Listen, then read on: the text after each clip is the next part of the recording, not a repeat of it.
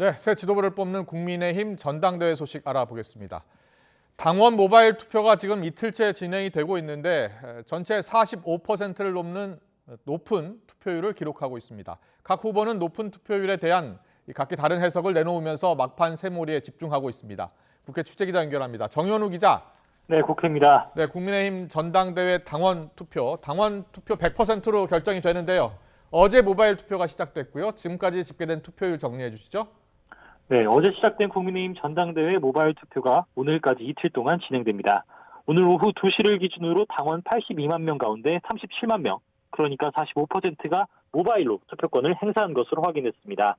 투표 첫날인 어제 하루 동안 전체 35%, 당원 29만 명이 투표를 완료할 정도로 뜨거웠던 열기가 이어지는 것으로 보입니다. 오늘까지 집계될 전체 모바일 투표율에도 커다란 관심이 쏠리는 가운데 내일부터는 이틀 동안 ARS 투표가 진행됩니다. 전당대회를 사흘 앞두고 후보들은 높은 투표율을 저마다 유리하게 해석하며 지지층 결집을 시도하면서 마지막 새몰이에 집중하고 있습니다. 오전에 청년정책 콘테스트에서 김기현 후보는 높은 투표율은 자신에 대한 네거티브에 대해 분노한 당원들의 당심이 폭발한 결과이자 당내 안정된 리더십에 대한 지지라고 말했습니다. 들어보시죠. 민주당과 마치 합작이라도 한 것처럼 전당대회를 내부 진흙탕으로 만들거나 네거티브로 일관하는 것에 대한 우리 당원들의 당심이 폭발한 것이라고 봅니다. 반면 안철수 후보는 오전 기자간담회에서 외연 확장의 상징을 적대하는 것 등에 대해서 당원들의 분노가 드러났다고 해석하면서 대통령실, 단체 카카오톡 의혹에 연루된 행정관 실명을 밝히며 공세에 나섰습니다. 마찬가지로 들어보겠습니다. 대통령실 소속 행정관들이 있는 곳에서 적극적으로 편향된 한 후보에 대한 그런 선거운동을 했던 거죠. 대통령을 욕되게 하는 길입니다. 이준석 전 대표와 동행해 경남 창원, 어시장 등을 방문한 천하람 후보는 개혁의 열망이 반영될 투표율이라고 해석했습니다. 반면 황교안 후보는 기자회견에서 김기현 후보 땅 투기 의혹과 안철수 의원의 개성공단 관련 발언을 저격하면서 막판 지지층 확보에 집중했습니다.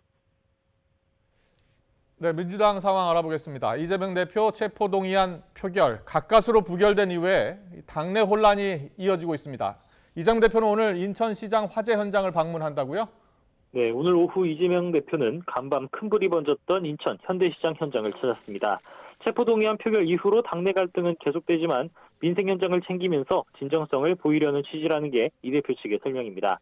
이 대표 측은 또 이 대표가 이번 주 친명과 비명 의원들을 가리지 않고 계속 만나가면서 당내 소통도 강화할 예정이라고 전했는데요. 이러한 가운데 박홍근 원내대표는 오늘 SNS를 통해서 국민의힘에 지난주 발의한 대장동 50억 클럽 특검법을 수용할지 밝히라며 대여투쟁 강도도 높이는 모습이었습니다. 다만 비명계에선 당내 소통 강화나 대여투쟁은 이 대표 사법 리스크가 해소되지 않는 한 커다란 효과가 없을 것이라는 입장인데요. 한 비명계 의원은 YTN과의 통화에서 이 대표가 결단을 내리는 게 필요한 시점이라고 주장했습니다. 다음번 검찰이 청구할 구속영장을 두고서도 법원 심사를 받겠다고 하거나 대표직 사퇴 계획을 이 대표가 발표하는 등의 결단이 필요하다는 겁니다. 또 변화가 현재 없으면은 지금 상황이 지속돼 현 민주당 지지율이 앞으로 계속해서 떨어질 것이 우려된다고 말했습니다. 지금까지 국회에서 전해드렸습니다.